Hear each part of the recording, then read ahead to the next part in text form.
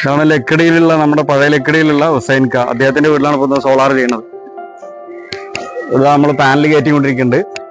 ഇതിന്റെ മുകളിൽ panel work നടന്നുകൊണ്ടിരിക്കുകയാണ്, പുരോഗമിച്ചുകൊണ്ടിരിക്കുകയാണ്.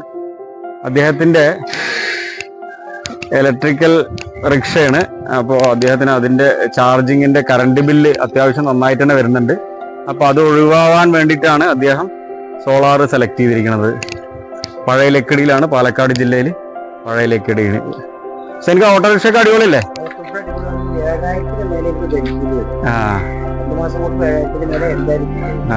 അപ്പൊ അത് നമുക്ക് ഒഴിവാകാൻ വേണ്ടിയിട്ടാണ് ഇത് നമ്മൾ മെയിൻ ആയിട്ട് ചെയ്തിരിക്കുന്നത്.